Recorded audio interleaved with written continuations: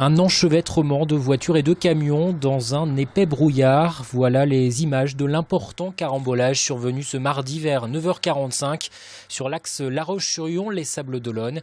Un gigantesque accident impliquant au total une cinquantaine de véhicules et s'étendant sur plusieurs centaines de mètres des deux côtés de la route. Le bilan est particulièrement lourd. Le plan nombreuses victimes a été activé puisqu'on déplore 5 décédés et 7 personnes blessées qui sont évacuées sur l'hôpital de La Roche-sur-Yon. Une centaine de sapeurs-pompiers ont été très vite mobilisés et se sont rendus sur place.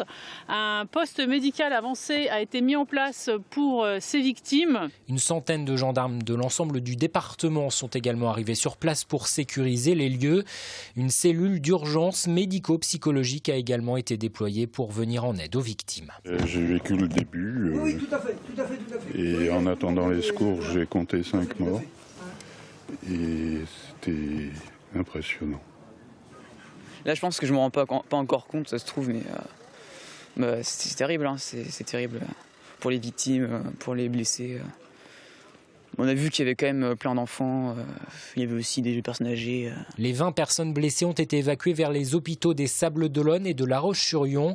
Les autres automobilistes ont été conduits vers une salle de Sainte-Flève-des-Loups où ils ont été pris en charge par la protection civile et la Croix-Rouge. Il a fallu s'organiser rapidement, mais on avait un plan communal de sauvegarde qui était en route depuis 2 ans, donc là on l'a activé, tout le monde a réagi très vite, hein, le conseil municipal a répondu présent, les employés communaux, tout le monde a réagi très vite. Les circonstances de cet accident restent pour le moment à éclaircir, la météo semble en cause, la vitesse de certains véhicules est également avancée par certains témoins.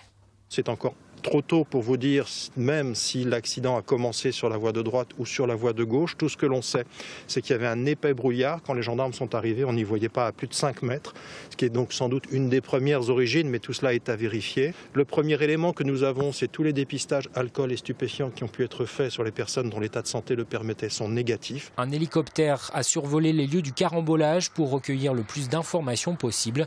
Une enquête a été diligentée par le parquet des Sables-d'Olonne. À Sainte-Flève-des-Loups, une chapelle ardente a été dressée pour accueillir les corps des victimes.